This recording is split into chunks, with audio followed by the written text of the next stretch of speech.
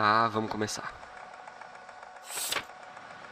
Há 2 semanas atrás, foi realizada uma exploração na Lua AT-5 pela primeira vez após a ruptura. Lá descobrimos o 4º oceano de sangue com muitos pontos de interesse para a companhia. A sua missão é fotografá-los com a câmera frontal do SM-13, o submarino alocado para essa tarefa. É aconselhável a utilização da mesma câmera para o auxílio na locomoção. Tendo em vista que você navegará cego, é de suma importância que consulte frequentemente o mapa e as coordenadas. O indicador de proximidade vai te avisar se você estiver perto demais de algum obstáculo. Não há tempo para treinamento, muito menos para perguntas. Se tudo ocorrer como planejado, sua liberdade estará garantida. Faça um bom trabalho. Contamos com seu apoio.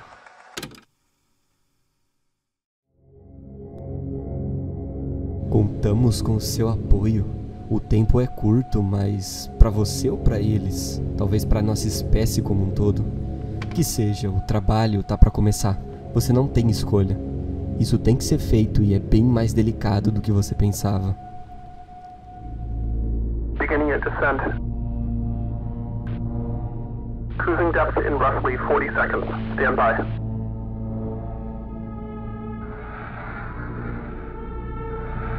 I'm seeing some voltage irregularities in the instruments, so keep an eye out for sparks or flames or anything like that. Approaching maximum depth. The hull's feeling it, but it's still holding strong. Closing port hole shielding.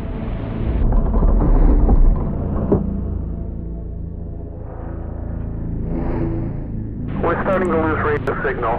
You'll be at cruise depth soon, so refreshing and be careful. You're on your own. Good. O sinal de rádio é cortado, provavelmente pela alta pressão. De certa forma, tudo ainda parece meio irreal. Você se vê em um lugar apertado, como uma caixa de ferro enferrujada. A claustrofobia já se faz presente, mesmo que ainda sutil. À sua frente, o que provavelmente é a central de comando do submarino. Existem 2 botões representando X e Y e um outro que aponta para o lado esquerdo e direito, provavelmente controlando a direção dessa lata de ferro. A pequena e única janela, claro, tampada pela blindagem. Olhando ao redor, você vê um botão na parte de trás que provavelmente... É isso mesmo, ele tira foto, com uma qualidade terrível, mas é o suficiente. Tem que ser, afinal todo mundo conta com você. De início, ok. Tudo parece estar bem. O submarino, mesmo que precário, parece estar aguentando firme. É hora de começar a jornada. Você abre o mapa que lhe forneceram e começa a se deslocar em direção ao ponto mais próximo, que você define como o primeiro. O sensor de proximidade começa a entrar em ação, mostrando o que provavelmente são as bordas da trincheira que você está. Em poucos minutos, lá está você. Até que não foi tão difícil quanto parecia. Você vai ansiosamente até o botão e tira a foto. Um aglomerado de pedras? Tá. Bom, se eles querem isso, com certeza deve ter um motivo. Você começa a se deslocar para o próximo ponto. Tá pegando jeito. O ar tá úmido, fresco e cheira um pouco a serralheria. Aquele cheiro estranho de quando o ferro é cortado. Te traz um pouco de lembranças de quando as coisas ainda eram normais, mas... Tá, você precisa focar no objetivo. O ponto de interesse está logo à frente. Só mais alguns ajustes no posicionamento e pronto, você tira a foto. Mais um amontoado de pedras, só que dessa vez pontudas, até que lembram fósseis, mas pensando bem, é melhor encontrar evidências que já existiu vida aqui do que a própria vida em si, não é? Então tá tudo bem, mas parece que...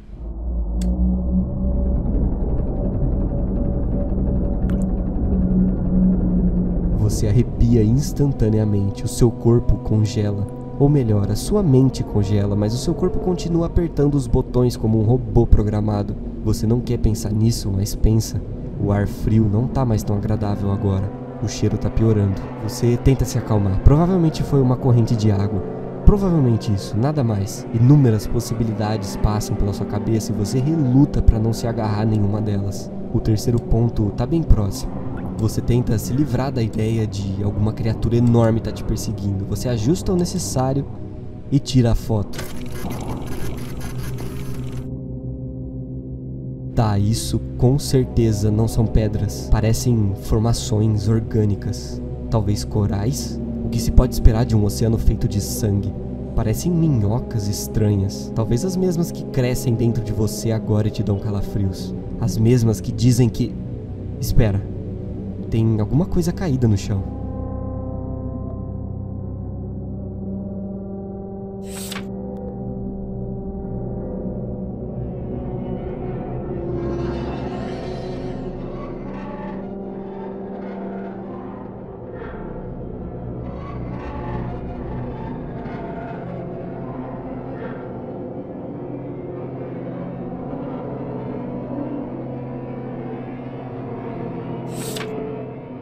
Você nem sabe como isso não aconteceu antes.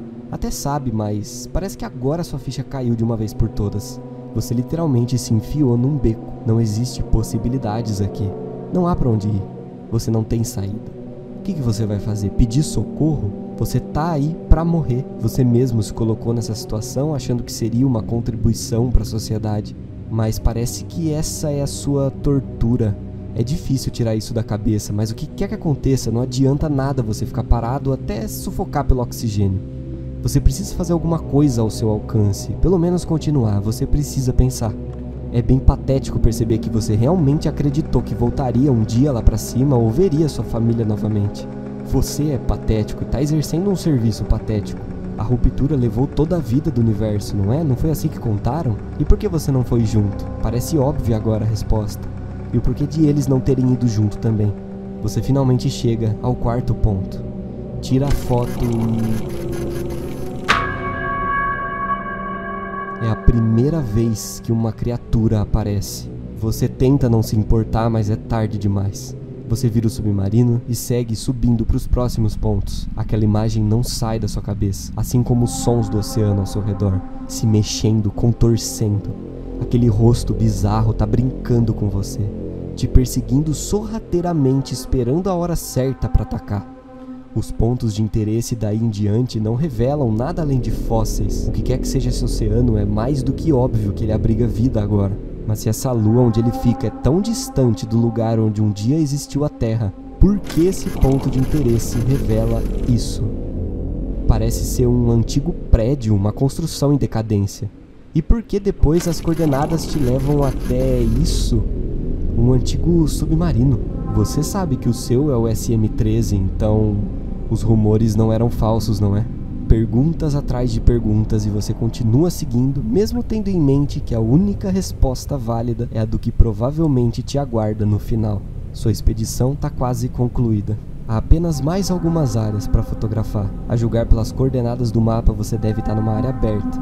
A navegação segue em frente, mas o silêncio subitamente é quebrado pelo sensor de proximidade. Parece haver um obstáculo a poucos centímetros do submarino. Confuso, você se pergunta como pode haver algo ali se essa é uma área aberta. Você caminha até o botão da foto, com o coração na garganta. Você o pressiona. A pequena máquina ganha vida em um barulho esquisito como sempre, e a imagem aparece.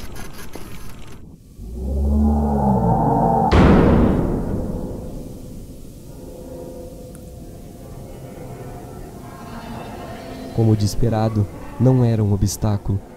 Ele tá olhando de volta para você. Ele brincou demais com a presa e tava na hora de atacar. É difícil dizer especificamente a sensação, mas o corpo parece sentir que o fim da jornada tá próximo. E foi o que você sentiu naquele exato momento, antes da escuridão total.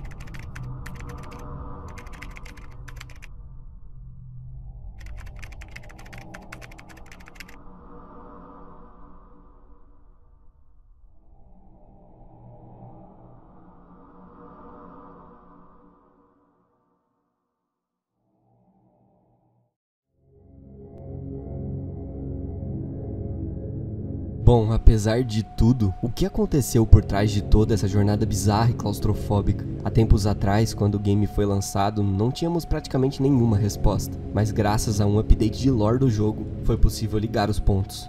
Primeiro, começando com a catástrofe, The Quiet Rapture, como ficou conhecida, ou a Ruptura Silenciosa, dita como um evento cósmico misterioso no qual todas as estrelas e planetas habitáveis simplesmente desapareceram, deixando para trás apenas as estações espaciais, naves e luas devastadas para os humanos. Os recursos naturais começaram a desaparecer depois disso, fazendo com que a humanidade desesperadamente começasse a procurá-los nas luas que restaram.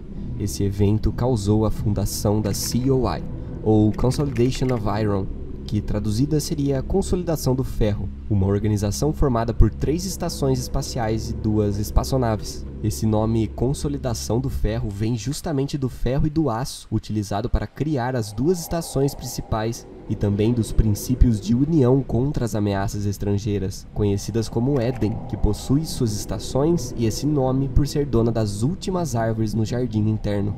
A COI aparentemente possuía 4 estações no início e ao longo do tempo eles perderam uma delas para um ataque da Éden. Os prisioneiros desse ataque foram levados para o que a organização passou a chamar de Conviction Realization, ou Realização de Convicção, um programa criado para reeducar as convicções de um prisioneiro, designando a ele algumas tarefas para benefício da organização. A mesma diz que esse programa é uma forma humana de justiça criminal utilizada pela COI, onde os crimes são reembolsados pela prestação de serviços ao coletivo. Muitas vezes isso ocorre por meio da realização de pesquisas, manutenção ou outras tarefas mais comuns. Porém, algumas pessoas começaram a insistir que esse programa era nada mais do que uma forma de execução, alegando através de rumores que a organização torturava os prisioneiros como podia, os mandando dentro de submarinos precários para propositalmente colapsarem e matarem quem o estiver pilotando. Essa seria apenas uma das várias formas de tortura que eles trabalhavam. Já a própria COI foi a público e provou, entre muitas aspas, que tudo o que disseram envolvendo um suposto SM-13 e submarinos similares sendo usados para tal meio são falsos. Sim, o SM-13, o pulmão de ferro. Eles disseram que tudo era falso, mas lá estava você, não é? E todo esse trabalho era realizado em uma lua conhecida como AT5, descoberta depois da ruptura, uma das 4 luas encontradas. Ela carregava também uma anomalia chamada Blood Ocean, ou Oceano de Sangue, que é literalmente formado de sangue humano, algo que já foi relatado e catalogado nas outras luas, mas nessa parecem existir grandes sistemas de trincheiras e cavernas no fundo. Esses oceanos são considerados um fenômeno misterioso, já que nunca tinham sido notados antes da ruptura, sugerindo essa estranha conexão com a catástrofe. É desconhecida a forma com que os outros oceanos se parecem, mas os pesquisadores afirmam que eles são similares. Por ser aparentemente inabitável e mal pesquisado, as únicas informações que temos desse oceano é que ele é o lar de uma criatura bem parecida com um sapo, apelidada de The Frog. Essa é a mesma criatura que destrói o submarino no final. Mas existem algumas especulações que durante o jogo você é perseguido por 2 criaturas diferentes, tendo em vista que quando aquele grande olho aparece na câmera, ele não é nada similar ao olho da criatura que invade o submarino no final. Isso indica uma possível pista de que existam várias espécies enormes vivendo nesse oceano, que até pode ser provado pelos fósseis que encontramos pelo caminho. Agora falando um pouco sobre o submarino em si, ou melhor, os submarinos, tendo em vista que é possível ver os destroços do SM-8 durante a nossa jornada. Apesar de você estar utilizando o SM-13 como prisioneiro, o SM-8 era especificamente designado a um cientista da COI que explorava o fundo do oceano. Ele era muito mais preparado que o pulmão de ferro para isso e fazia viagens constantes ao fundo para coletar informações, até que um dia ele simplesmente foi atacado por um predador desconhecido que o partiu no meio e seus destroços agora descansam no fundo dessa imensidão vermelha, assim como o corpo do cientista que o pilotava, que nunca foi encontrado. Já o SM-13 agora teve um destino parecido. A diferença é que esse já era o objetivo desde o início, te afogar lá embaixo, sozinho, vazio, e sem esperanças de um dia voltar para casa.